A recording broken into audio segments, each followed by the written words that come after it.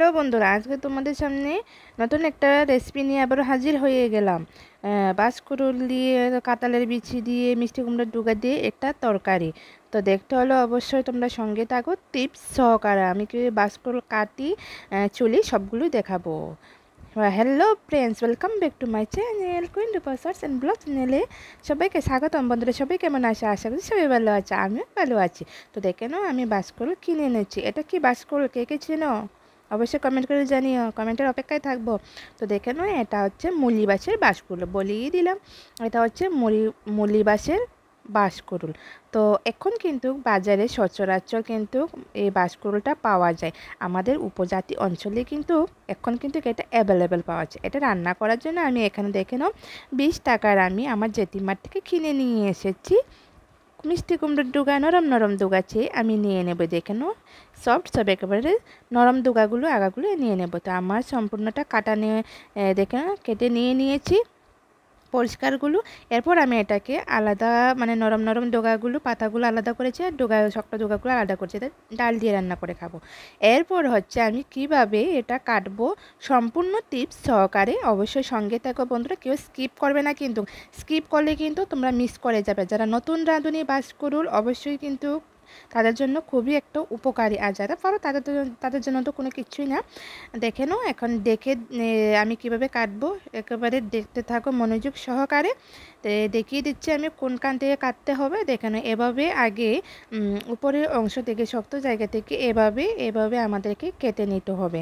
তাহলে কি হয়, সুন্দরভাবে ছুলে নেওয়া যায় আমাদের এই বাঁশকুড়ুলটাকে। আরেকটা আছে যে শক্ত বা মোটা বাঁশকুড়ুল, ওইগুলোও কিন্তু এভাবেই ছাড়িয়ে নেওয়া যায়। এটা হচ্ছে মুলি বাঁশের বাঁশকুড়ুল। এটা কোনো তিতো হয় না, এটা কিন্তু বাপিও নিতে হয় না। তো দেখানো এভাবে ছুলে নিয়ে নিয়েছি। এখন আমি যে এখানে নরম অংশটা আছে, এখান থেকে আমি এটাকে কেটে নেব। কেটে এবার সুন্দর করে একে একে আমি সবগুলো কিন্তু আমি বাঁশকুড়ুলগুলো ছাড়িয়ে নেব। দেখানো উপরে যে কিছু শক্ত অংশ ছিল ওগুলো আমি ফেলে দেব। দেখে নাও কত সুন্দর করে চুলে নিয়ে নিয়েছি।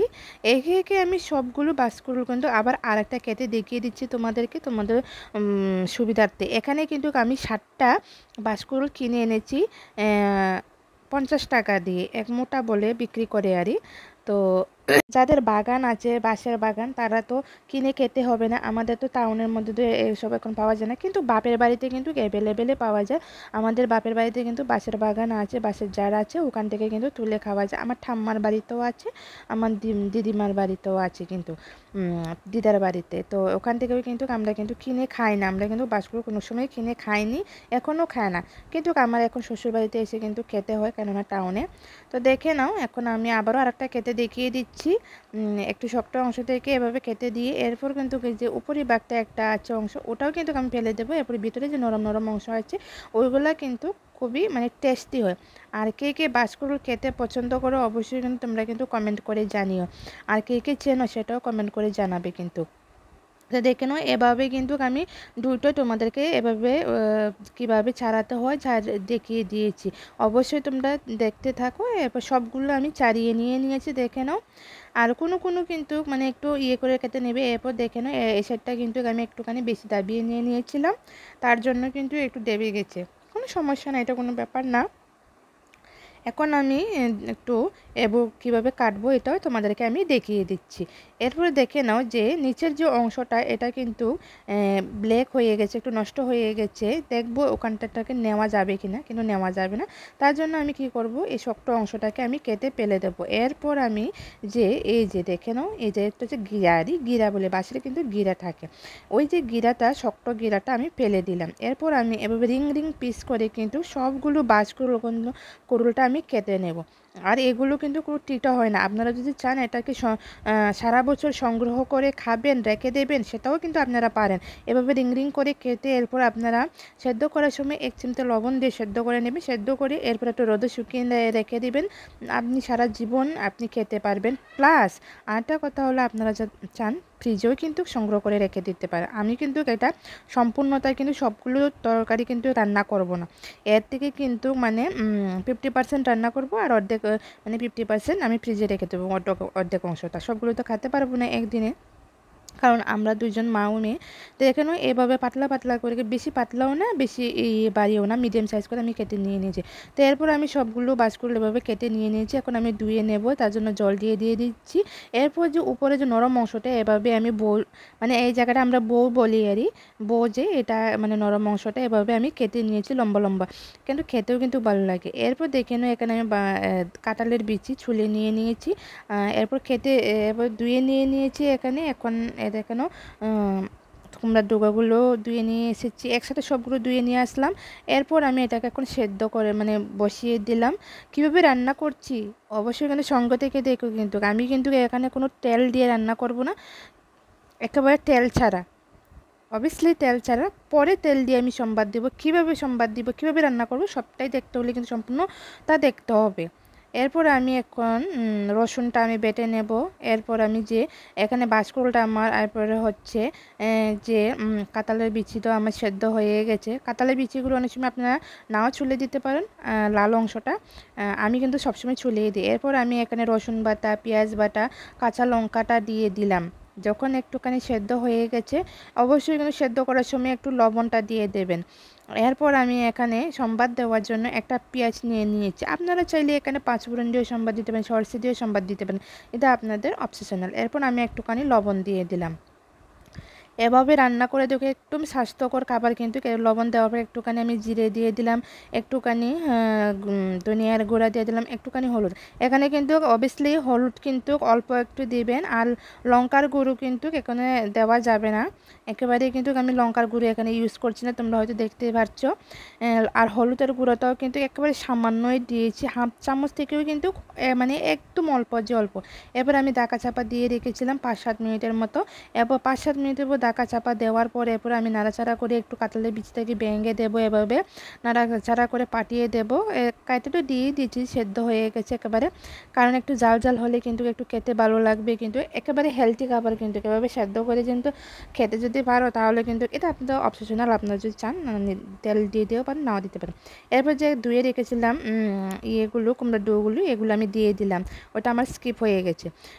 তো এরপর আমি দিয়ে এরপর ঢাকা চাপা দিয়ে রেখেছিলাম, এটাও 5-6 মিনিটের মতো। ঢাকা চাপা দেওয়ার পর এরপর আমি আবার নাড়াচাড়া করে দিচ্ছি।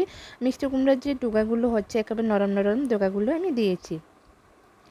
আর কে কে খেতে ভালোবাসো বাঁশকুড়ুল, আর কে কে খেয়েছো, অনেকে কিন্তু খায়নি বা খেতে জানে না কিন্তু, হ্যাঁ, বাঁশকুড়ুলটা, তাদের জন্য কিন্তু একদম উপকারী একটা ভিডিও। এরপর আমি একটু টেস্ট করে দেখলাম যে লবণটা একটু কম হয়েছে, তার জন্য আমি আবারও একটুখানি লবণ দিয়ে দিয়েছি। তো দেখে নাও কত সুন্দর করে কালারটা কিন্তু কেমনটাই থাকবে, কেননা এখানে আমি না লঙ্কা গুঁড়ো না হলুদ দিয়েছি, হলুদটা একেবারে সামান্য। তো আরেকটা কথা বলতে চাই, দেখুন এভাবে আমি ঝোলটা রাখবো। মানে যে কোনো তরকারি নাকি হলুদ না দিলে নাকি জামাইয়ের হাজব্যান্ডের আরই আয়ুর মানে জীবনের মধ্যে নাকি ঝুঁকি হয়, বা কিংবা আয়ু নাকি মানে কমে যায়, এমনটাই আরই। জানি না আমি কতটুকু সেটা সত্য, আমার বৌদি এ কথাটা বলতেন, আমার মা বলতেন। তার জন্য আমি কিন্তু সব তরকারির মধ্যে কিন্তু এক চিমটে হলেও আমি হলুদ দিয়ে থাকি। এরপর আমি এখানে সম্বাদ দেওয়ার জন্য প্রথমে কড়াইটা গরম করে নিয়েছি, এরপর সরষের তেল দিয়েছি, এরপর আমি পেঁয়াজটাকে দিয়ে দিয়েছি, সম্বাদ দিয়ে দিচ্ছি ভালো করে। এর মধ্যে ভালোভাবে এটাকে ব্রাউন কালার, কিন্তু লালচে লালচে কালার করে একটু ভেজে নেব, 2-1 মিনিটের মতো সুন্দর করে ভাজা করে নেব সুন্দরভাবে, যতক্ষণ না পেঁয়াজের কাঁচা গন্ধ ভাবটা না যাচ্ছে, ততক্ষণ কিন্তু একটা স্মেল আসবে পেঁয়াজের পুরা পুরা ভাব একটা, তখন কিন্তু আমি যে তরকারিগুলো করে রেখেছিলাম এখানে দিয়ে দেবো একসাথে। এরপর আমি এখানে একটা তেজপাতাকে 2 টুকরো করে দিয়ে দিয়েছি। তো বন্ধুরা, তোমরা যে যেখান থেকে দেখছো, দেখতে দেখতে যদি আমার এই রেসিপি যে ভালো লেগে থাকে, যাদের নতুন রাঁধুনি তাদের জন্য তো একেবারে উপকার একটা রেসিপি, অবশ্যই কিন্তু চ্যানেলটি সাবস্ক্রাইব করে আমার পাশেই থেকে যাবেন। এমন ভালো ভালো রেসিপি পেতে হলে কিন্তু অবশ্যই চ্যানেলটিকে সাবস্ক্রাইব করে বেল আইকনটি অন করে রেখে দিবেন, যাতে করে নিত্য নতুন ভিডিও আপলোড করার সাথে সাথে আর রেসিপি আপলোড করার সাথে সাথে আপনাদের কাছে নোটিফিকেশানটা পৌঁছে যায় সবার আগে। এরপর দেখে নাও আমার কিন্তু এখানে পেঁয়াজটা হয়ে গেছে, মানে পুরা ভাব হয়ে গেছে। এরপর আমি একেবারে কড়াইয়ের মধ্যেই কিন্তু এভাবে দিয়ে দিয়ে দেব। তো আমার মা মাসিরা বলতো যে এভাবে তরকারি মানে মধ্যে মানে যেখানে আমরা মানে তেলটাকে পুড়ে নেওয়া হয় কিংবা পাঁচফোড়ন দেই, এই কড়াইয়ের মধ্যে নাকি এভাবে দিলে নাকি তরকারির স্বাদটা নাকি দ্বিগুণ বেড়ে যায়। কিন্তু এক্সট্রিমলি এটা কিন্তু সত্য।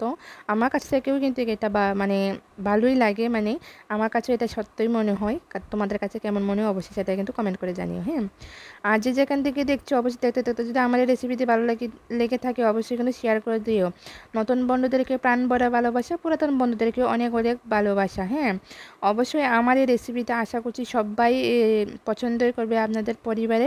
অবশ্যই একবার হলো ট্রাই করে দেখবেন আপনারা। আশা করছি ছোটো বড় সকলেই খেতেই পারবে।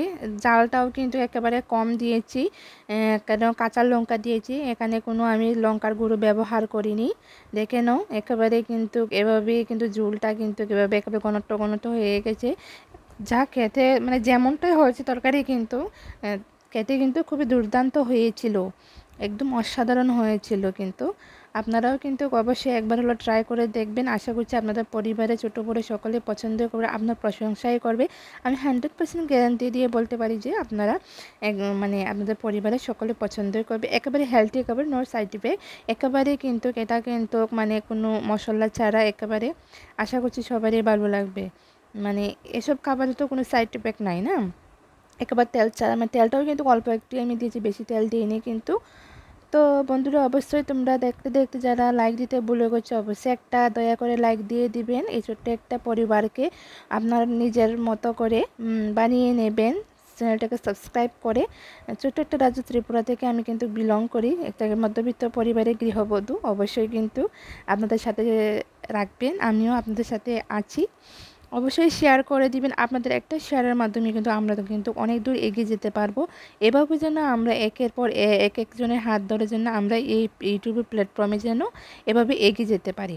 তো বন্ধুরা আমার এই রেসিপিতে কেমন লেগেছে অবশ্যই কিন্তু কমেন্ট করে জানাতে কিন্তু একদমই ভুলবেন না। হ্যাঁ, আর সাবস্ক্রাইব করে একদম বেল আইকনটা অন করে দিতে ভুলবেন না নতুন বন্ধুদের যে যেখান থেকে দেখছো।